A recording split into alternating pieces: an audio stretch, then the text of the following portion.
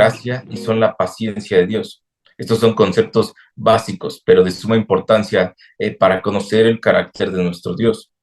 Y el día de hoy únicamente nos enfocaremos en la misericordia de Dios. Según la Real Academia, misericordia significa atributo de Dios en cuya virtud perdona los pecados y miserias de sus criaturas. También dice virtud que inclina el ánimo a compadecerse de los sufrimientos y miserias ajenos. Esto nos habla de una manifestación de su amor. En muchos versículos que vamos a estar leyendo, la idea de misericordia pues es comunicada por medio de palabras que nos hablan de una compasión que Dios siente hacia nosotros, de un amor que siente hacia nosotros. Vamos a leer algunos versículos donde se nos habla del carácter misericordioso de Dios y describir pues el original de algunas palabras. Vamos a irnos a sus etimologías para más adelante pues poder profundizar. Entonces vamos a dar inicio con el Salmo 145, versículo 8. Salmo 145, versículo 8. Dice, clemente y compasivo es el Señor, lento para la ira y grande en misericordia. Aquí el Señor es clemente. Esta palabra traduce el vocablo hebreo rahum, el cual también significa amabilidad, amoroso, bondad y compasión. El siguiente versículo es 2 de Corintios, capítulo 1, versículo 3. Los voy a estar leyendo yo para, pues, no abarcar mucho tiempo de la clase.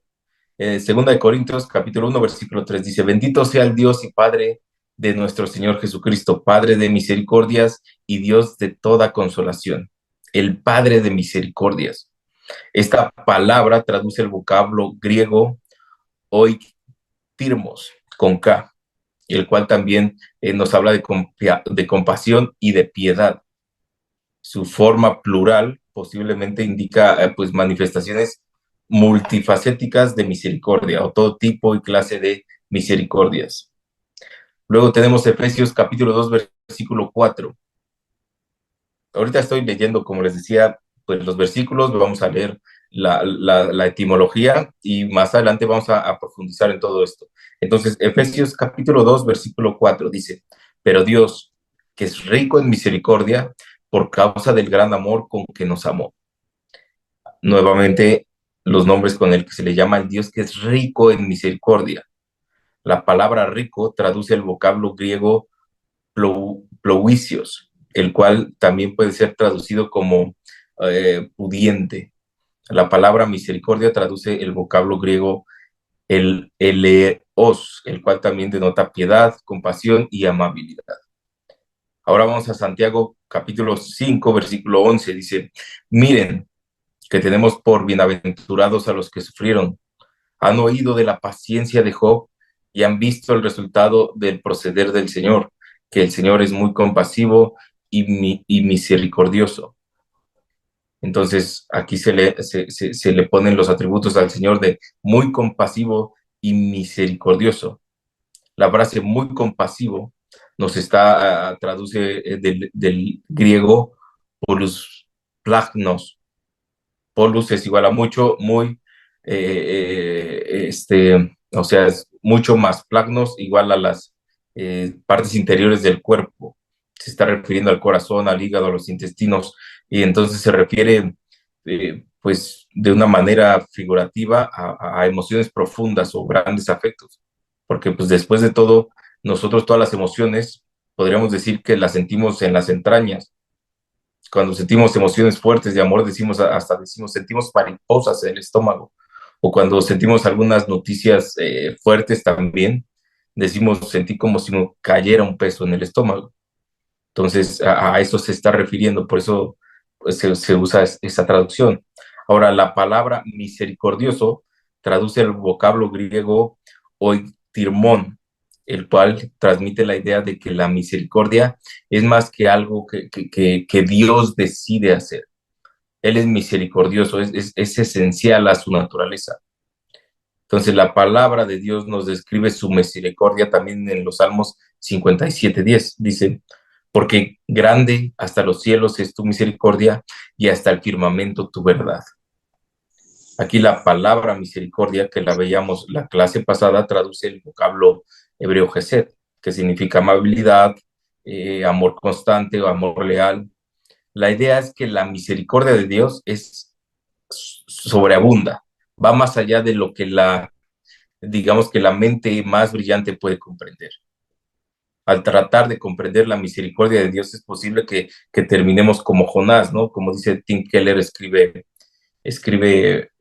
un sermón que se llama El Profeta Pródigo y dice, muchos estudiantes del libro han observado que en la primera parte Jonás interpreta al hijo pródigo de la famosa parábola de Jesús. Se está refiriendo aquí, es la parábola que vemos en Lucas capítulo 15, versículos 11 al 24.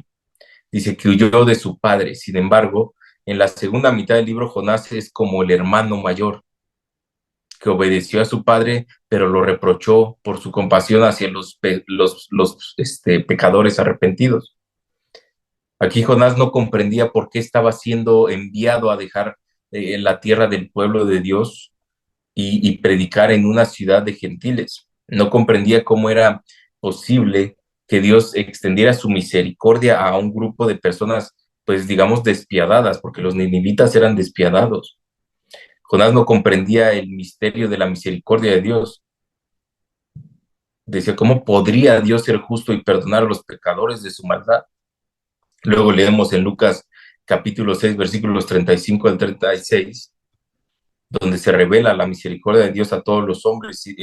Dice así, antes bien, amen a sus enemigos y hagan bien, y presten no esperando nada a cambio, y su recompensa será grande, y serán hijos del Altísimo, porque Él es bondadoso para con los ingratos y perversos. Sean ustedes misericordiosos, así como su Padre es misericordioso. Nuevamente, Lucas capítulo 6, versículos 35 y 36. Paul Washer nos pone una nota con respecto a este versículo y nos dice, en este texto se establece claramente la relación entre el amor y la misericordia. Una de las mayores manifestaciones del amor de Dios es su misericordia hacia los hombres indignos e ingratos. Entonces nosotros siguiendo con el ejemplo de Jonás, Jonás no entendía por qué Dios estaba dando su salvación a los ninivitas. Pero, por ejemplo, nosotros de este lado de la historia, es decir, ya que nosotros conocemos el plan de redención del Señor que se cumplió en Cristo, Dios tenía los ojos en la cruz del Calvario. Jesús pagó el precio del pecado de su pueblo, liberándonos para siempre de la condenación eterna que nos esperaba. Entonces nosotros ya viéndolo desde este lado podemos comprender por qué Dios lo hizo. No así como Jonás, que en ese momento él no comprendía por qué Dios lo estaba mandando con los ninivitas. A ninguno de nosotros nos gusta pensar que actuaríamos como Jonás lo hizo, pero la realidad es que lo hacemos y lo hacemos con frecuencia. Somos como Jonás cuando dudamos de la misericordia de Dios, porque Dios muchas veces no nos parece que está haciendo lo justo a nuestros ojos. Somos como Jonás cuando menospreciamos a los demás, ya sea por nacionalidad, por condición social, por sexo, no sé. Lamentablemente la maldad es real. Todo el asesinato, el racismo, el maltrato y el abuso, pues pasan diariamente en el mundo en el que nosotros vivimos. Un estudio inclusive nos muestra que no pasa un solo segundo sin que un niño sea abusado, ya sea golpeado, sea violado, sea pues, abusado verbalmente. Y aún así, en medio de estas circunstancias, Dios tiene gran compasión por todos nosotros. No nos dio lo que todos nosotros merecíamos, porque todos merecíamos la muerte eterna en su lugar. Nos dio a Jesús, a quien definitivamente no merecíamos. Pero así como el profeta necesitaba ver esta misericordia de Dios con los ninivitas, él necesitaba ver la misericordia con más claridad, nosotros también necesitamos lo mismo. Necesitamos ver con claridad esta misericordia del Señor. Continuando con el estudio, dice en Salmos capítulo 103, versículos 10 al 14, aquí se registra una de las mayores demostraciones del amor y la misericordia de Dios hacia su pueblo. Dice, no nos ha tratado según nuestros pecados, ni nos ha pagado conforme a nuestras iniquidades. Porque como están de altos los cielos sobre la tierra, así es de grande su misericordia para los que le temen. Como está de lejos el oriente del occidente, así alejó de nosotros nuestras transgresiones. Como un padre se compadece de sus hijos, así se compadece el Señor de los que le temen, porque Él sabe de qué estamos hechos, se acuerda de que solo somos polvo. Tenemos otra nota de parte del autor, esto para ver la etimología de una palabra. Bueno, en realidad son dos, pero una de ellas ya la vimos la semana pasada y hace un momento, que es gesed. Eh, la otra palabra es la expresión se compadece. Traduce el vocablo hebreo rahum, nuevamente, el cual también denota amabilidad.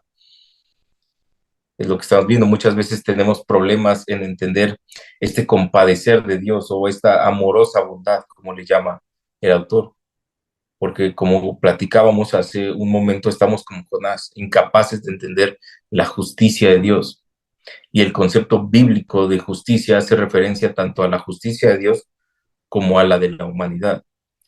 Y antes de llegar a un concepto, digamos, adecuado de justicia humana, creo que es necesario que nosotros comencemos con la fuente de toda justicia, que es Dios.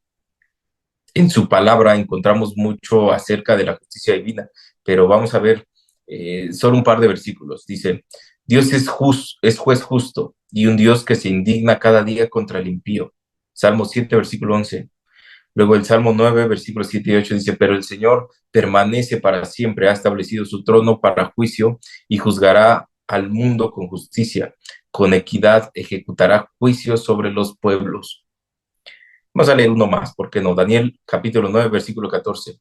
Por tanto, el Señor ha estado guardando esta calamidad y la ha traído sobre nosotros, porque el Señor nuestro Dios es justo en todas las obras que ha hecho, pero nosotros no hemos obedecido su voz. Cuando hablamos de la justicia de Dios, estamos hablando de su carácter y de sus acciones. Dios es un Dios imparcial y Él actúa sin hacer acepción de personas, porque su justicia caerá sobre todo ser. Encontrarse, por ejemplo, de un juez humano que está sometido a las leyes de su país donde vive, nuestro Señor no está debajo de ninguna autoridad, Él es la máxima autoridad. Dios es su propio estándar y todos pues vamos a rendir cuentas ante Él en algún punto. Es por esto que la única norma de justicia que el hombre debería de seguir con toda seguridad y confianza son las sagradas escrituras. Dios al crear al hombre le encomendó ser justo como Él, pero con la caída pues llegaron consecuencias y una de ellas es que cada quien tiene una realidad personal de lo que es justo y lo que no. Entonces, por eso es que nos cuesta trabajo entender muchas veces su misericordia, porque nosotros tenemos un concepto de justicia diferente al concepto que Dios tiene. Y tal vez nunca lleguemos a entenderlo hasta que estemos postrados frente a Él. Pero, pues, vamos a tratar de rasgar un poquito este conocimiento. Gracias a Dios hemos sido, pues, redimidos por Cristo y en Él ha sido creado pues una justicia en nosotros, ¿no? Pues en nuestro espíritu. Por eso es que somos llamados a vivir de una manera digna de la gracia de Dios, de la gracia divina que ha sido derramada en nosotros. No fuimos rescatados de nuestras injusticias para continuar haciendo injusticias, para volvernos a embarrar en el lodo, por decirlo de alguna manera. Fuimos rescatados para utilizar todos nuestros miembros como esclavos a la justicia, como dice Romanos capítulo 6, versículos 18 a 19, dice, y habiendo sido libertados del pecado, ustedes se han hecho siervos de la justicia. Hablo en términos humanos por causa de la debilidad de su carne, porque de la manera que ustedes presentaron sus miembros como esclavos a la impureza y a la iniquidad, así ahora presten sus miembros como esclavos a la justicia para santificación. Nosotros en algún punto fuimos esclavos del pecado, pero ahora somos esclavos de Dios. Por tanto, tenemos que mostrar esa santificación, ese proceso de santificación, esa justicia, ese amor, esa misericordia. Jesús nos dice que la verdadera práctica de la justicia no debe enfocarse en las cosas que hacemos delante de los demás, sino en todo lo que hacemos delante de Dios. Después de todo es gracias a su misericordia que nosotros estamos aquí, y la misericordia de Dios es de retener este juicio merecido y extender gracia a todos nosotros, de darnos su compasión, de darnos su perdón. Sabiendo esto, nosotros tendríamos que tener la necesidad de vivir a la luz de las verdades bíblicas, a la luz de la misericordia de Dios. La palabra de Dios nos dice en Hebreos capítulo 4, versículo 16, por tanto, acerquémonos con confianza al trono de la gracia para que recibamos misericordia y hallemos gracia para la ayuda oportuna. También dice Judas,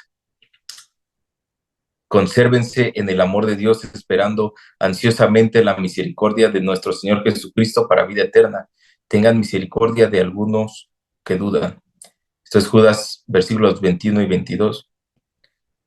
Nuevamente, Paul Washer nos pone una nota. Dice, en los versículos 1 al 24, Judas enseña que el creyente es guardado por el poder de Dios, pero aquí manda al creyente a guardar o guardarse a sí mismo en el amor de Dios. La idea no es que debemos obrar para ganarnos el amor de Dios.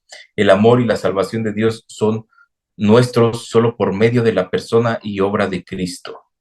Nosotros nos guardamos en el amor de Dios aferrándonos a Cristo por medio de la fe.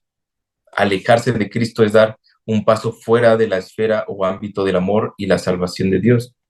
La idea presentada por Judas, que debemos esperar ansiosamente la misericordia de nuestro Señor, debe ser entendida en este contexto. El creyente ya es recipiente de la misericordia de Dios. Sin embargo, la plenitud de la misericordia de Dios todavía debe ser revelada. Esto sucederá en la segunda venida de Cristo y la glorificación final del creyente. Agrega, el adverbio ansiosamente no significa que debamos preocuparnos o dudar, sino que deberíamos esperar fervientemente y con gran expectación. Vamos a Lucas, capítulo 6, versículos 35 y 36. Dice, antes bien, amen a sus enemigos y hagan bien y presten no esperando nada a cambio, y su recompensa será grande, y serán hijos del Altísimo, porque Él es bondadoso para con los ingratos y perversos. Sean ustedes misericordiosos, así como su Padre es misericordioso. Este último texto trata de nuestra relación horizontal, es decir, nuestra relación con las demás personas.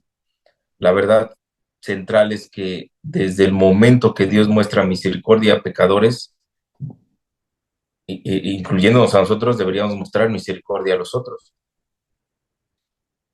Me recuerda lo que veíamos la clase pasada, ¿no? Algo muy similar a amamos porque Él nos amó primero, tenemos misericordia para con los demás porque Él la tuvo con nosotros, así debe ser. Recuerdo, por ejemplo, un pastor escribió 10 señales de que estás creciendo en misericordia. La primera de ellas es que mantienes tu boca cerrada cuando antes dejabas escapar rápidamente las reacciones. La segunda de ellas es que escuchas cuando antes estabas ocupado pensando cómo vas a responder. La tercera es que hablas con valor cuando antes eras tímido. La cuarta, tratas a las personas justamente, representándolos correctamente, no en caricaturas. Hablas con calma en vez de con ráfagas de emociones enardecedoras. La sexta, hablas con franqueza en vez de ser inhibido por la timidez. Séptima, dejas pasar una ofensa que antes te hacía explotar. Octava, resuelves el problema en vez de atacar a las personas. Novena, esperas ver a Cristo obrar en vez de desesperarte o entrar en pánico. Décima, reemplazas palabras duras por respuestas amables. Si ves alguna de estas 10 características en ti, es porque la misericordia está creciendo, es porque el Señor está haciendo su obra en ti.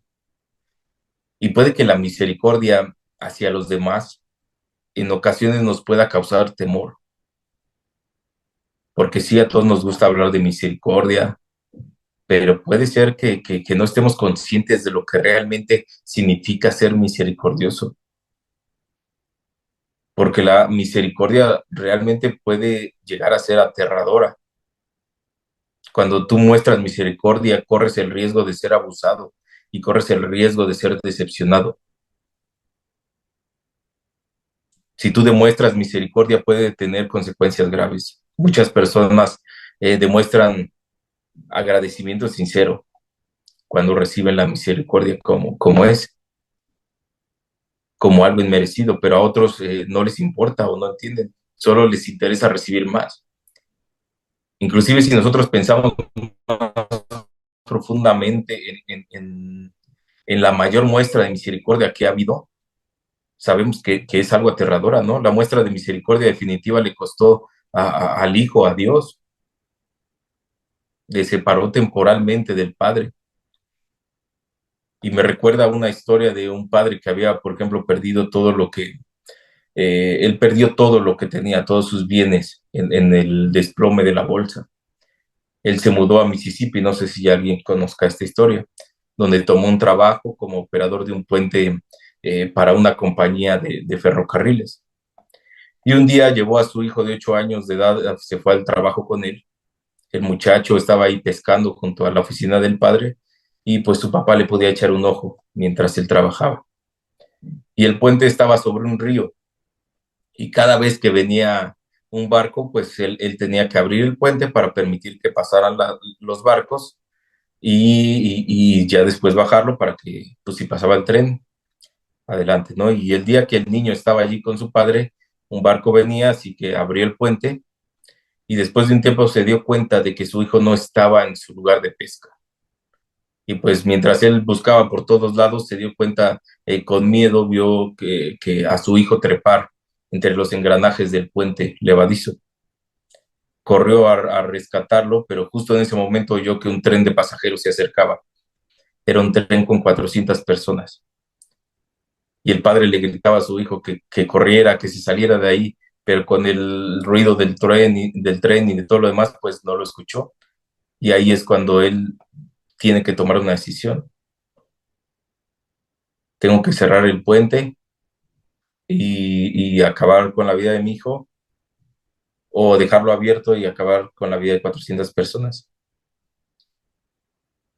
Porque si él se tomaba el tiempo para rescatar a estos, no le iba perdón, a rescatar a su hijo, no le iba a dar tiempo de cerrar el puente.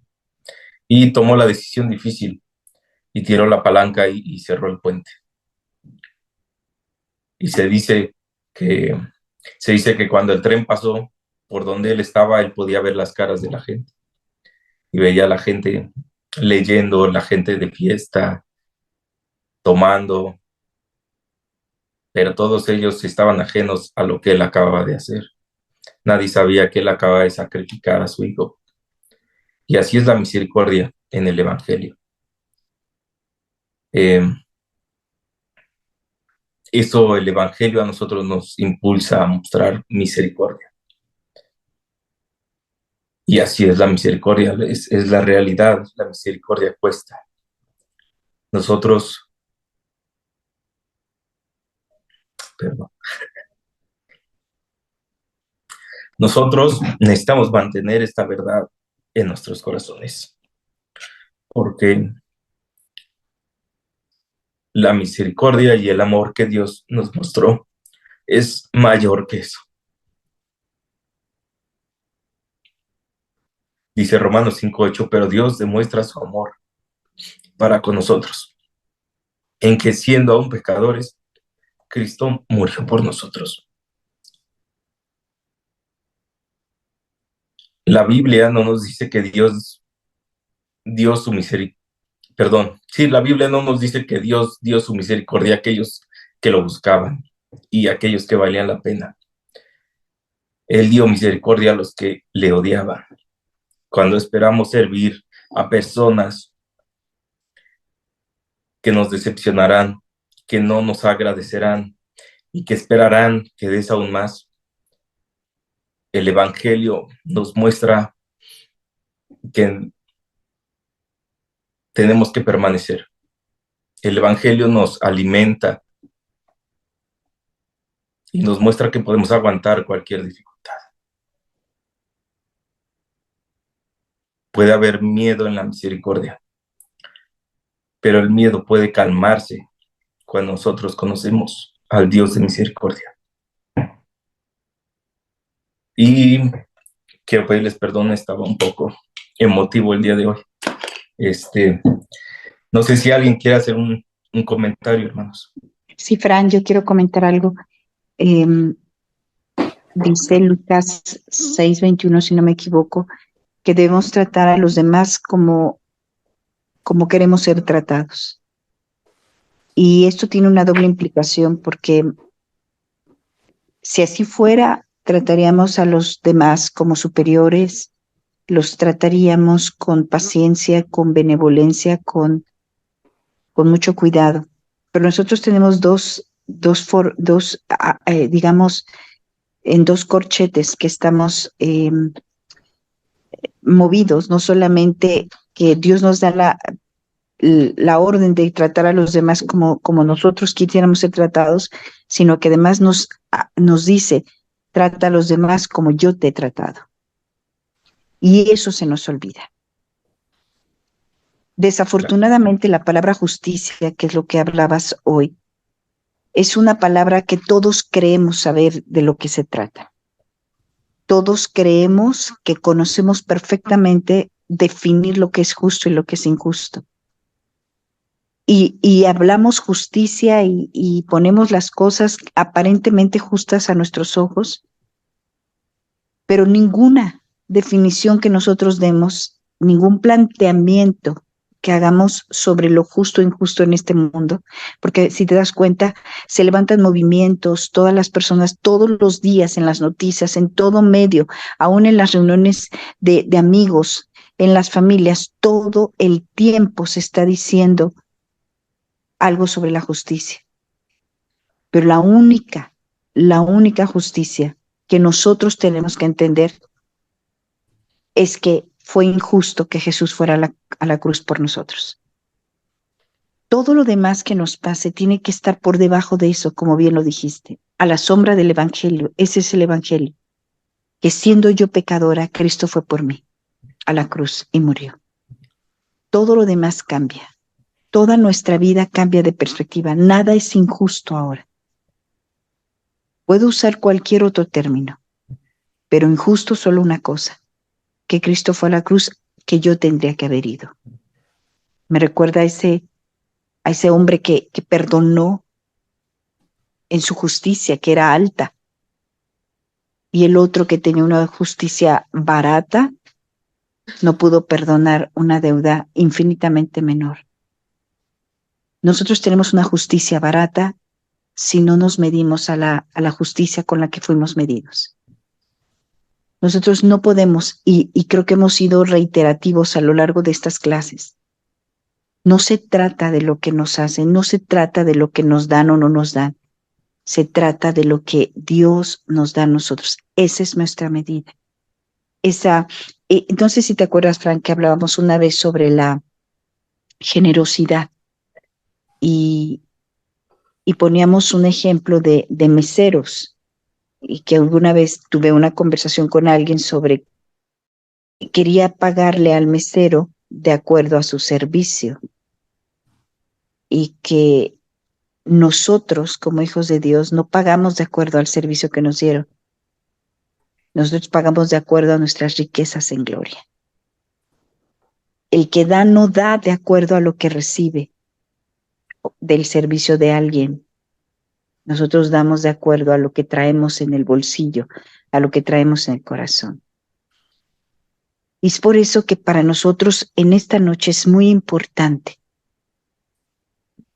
romper toda idea de justicia terrenal y rehacer nuestro concepto de justicia a uno solo. Cristo fue por mí a la cruz y yo no lo merecía. Yo merecía la muerte. De ahí todo en esta tierra tiene que verse desde otra perspectiva. Solamente así podremos participar y reverenciar y exaltar la misericordia de Dios haciendo misericordia. Gracias, pastora. Sí, totalmente. Ya no, nosotros vamos en esos vagones, ya sabiendo el sacrificio que el Padre hizo por nosotros. Ya no podemos circular de la misma manera. La misericordia que se nos dio a nosotros es muy alta. Y cuando se nos demanda misericordia, en realidad es poca comparada con la que el Padre ya nos ha dado. Entonces, sabiendo eso, no debería de sernos difícil, porque muchas veces asimilamos la misericordia con esta parte de humillarte, ¿no? Y alguien humillado normalmente es representado como alguien hincado. Y tememos que la gente pase por arriba de nosotros por estar ahí hincados sin que nos vean. Pero ahí es donde el Señor nos requiere estar. Adelante, pastor, por favor. Sí, buenas noches.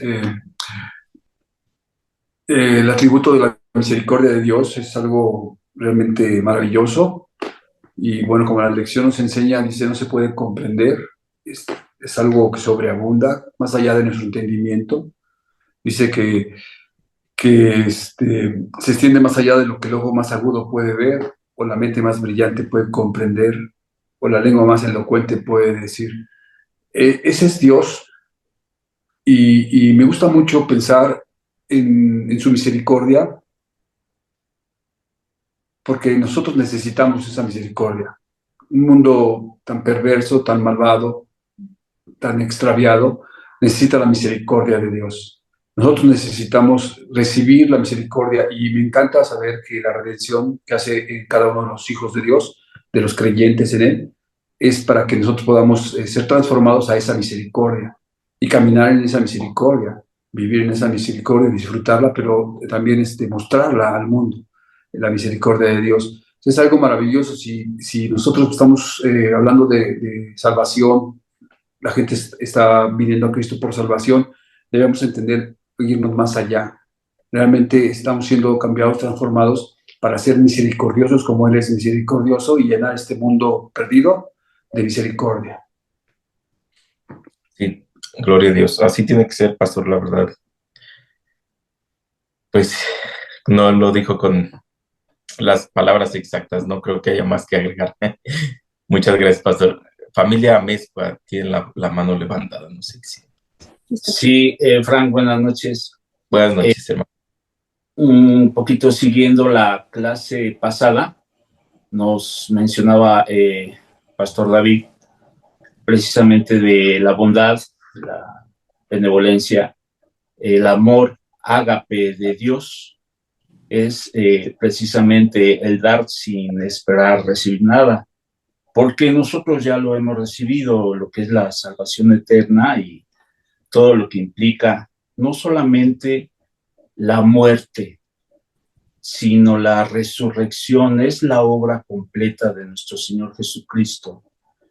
Y es en ella la muerte, resurrección, y que está intercediendo por nosotros, en donde damos un paso más creyendo, que es el recibir la autoridad, los dones que estamos mencionando, como la misericordia y la gracia, son dados por el Espíritu Santo y en obediencia a nuestro Señor debemos practicar esos dones, como dice el pastor ahorita, no quedarnos a esperar que alguien más haga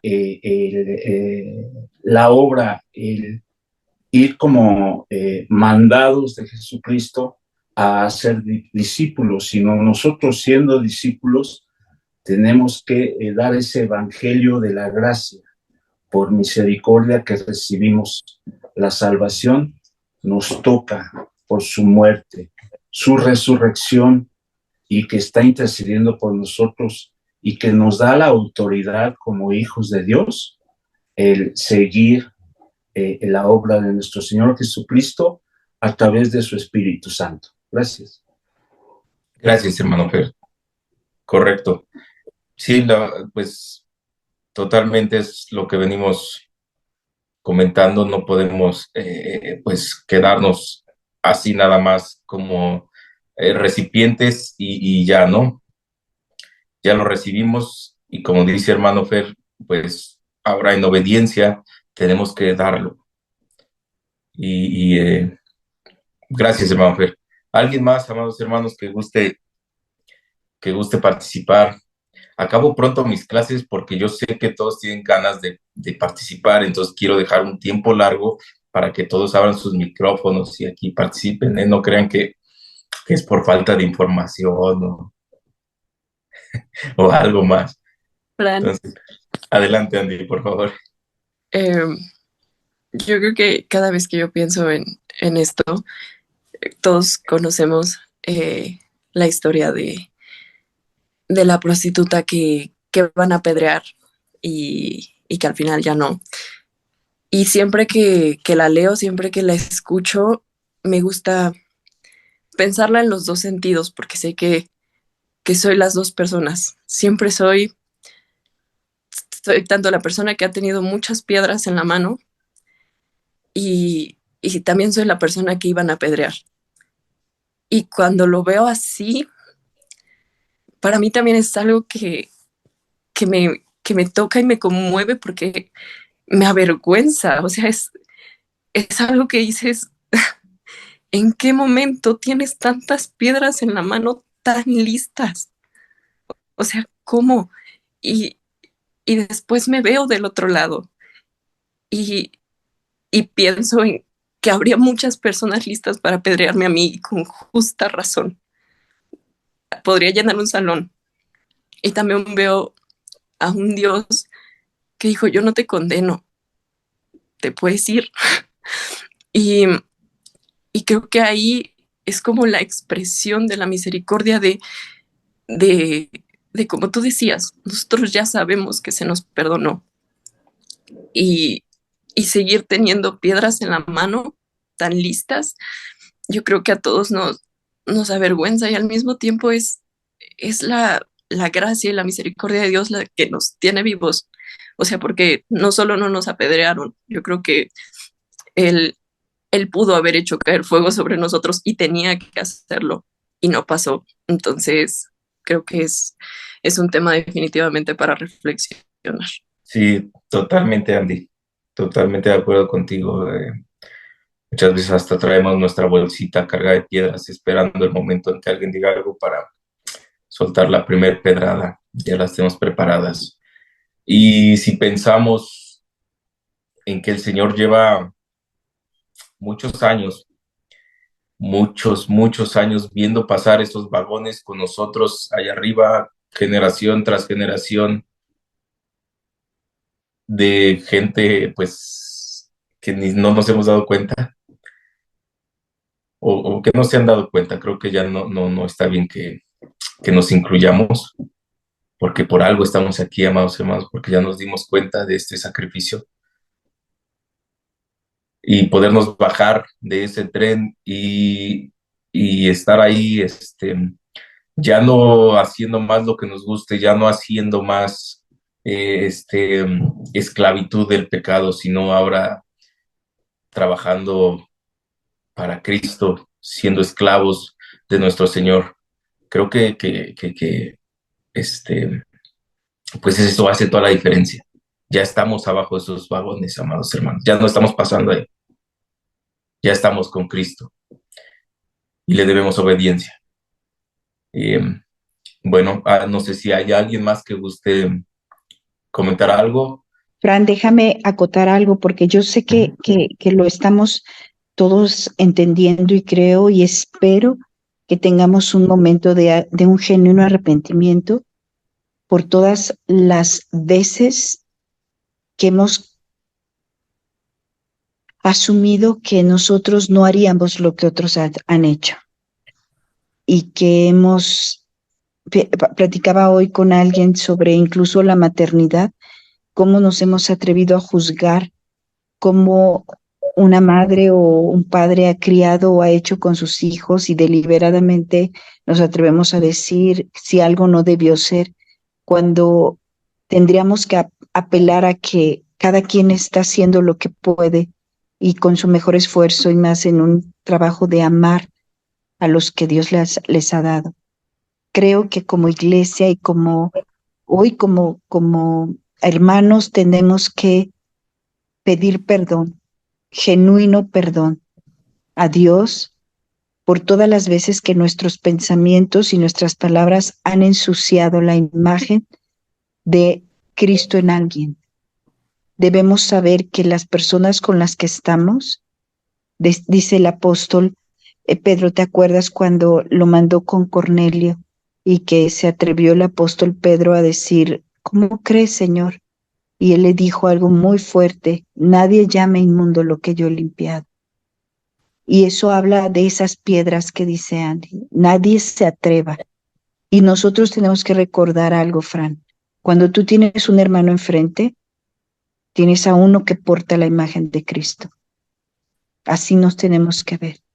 Tenemos que ver a Cristo en el otro. Y aún el que no tiene a Cristo, entonces necesita más misericordia. Y lo hemos repetido muchas veces, cuanto más trabajo nos cueste amar a alguien, más lo necesita. Y cuanto más trabajo nos cueste perdonar a alguien, más lo necesito yo. Que Dios nos ayude a todos a entender que ser misericordiosos es lo menos que podemos hacer ante tanta misericordia. Ya hubiéramos sido consumidos. Tenemos que parar nuestros pensamientos, nuestra propia justicia, a veces el pecado de otros hace parecer el mío muy pequeño. Y desafortunadamente pagamos pecado con pecado, cubrimos. Que Dios nos ayude, pero que no sea una clase más. Creo que lo que el Espíritu tocó en tu corazón lo tocó en todos nosotros. Que no sea una clase en la que vamos a apagar nuestras pantallas y cada quien a continuar su vida. No, costamos mucho. Fue pagado algo con mucho dolor. No podemos ir por el vagón de la vida riéndonos como cínicos, desvergonzados. Hay mucho que el Señor incluso después de esa cruz no nos ha cobrado. Y hemos lastimado la vida de otros con nuestras palabras, nuestros pensamientos, incluso nuestros comentarios. Que Dios nos perdone y que nos dé la oportunidad de resarcir cada palabra y recoger todo lo que hayamos hecho, ensuciando incluso la reputación de otros. Gracias. Sí, gracias, pastora. Muchas gracias.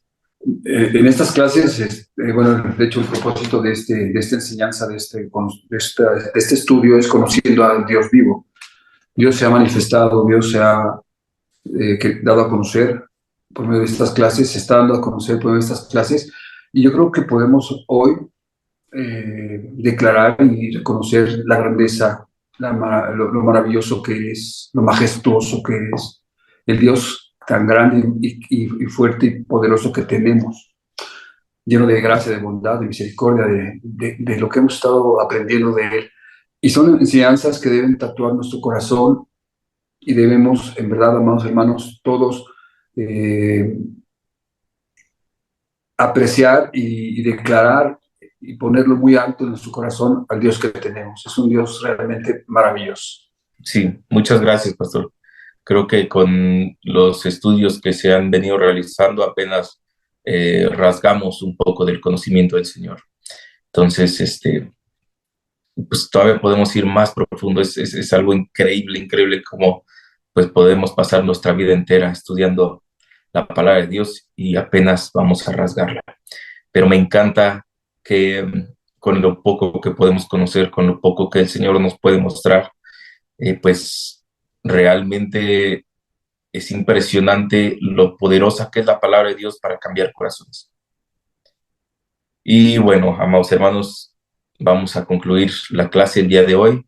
Quiero agradecerles a todos por permanecer hasta el final de la clase, por conectarse día con día, bueno, martes y jueves. Y pues vamos a despedirnos en oración, amados hermanos.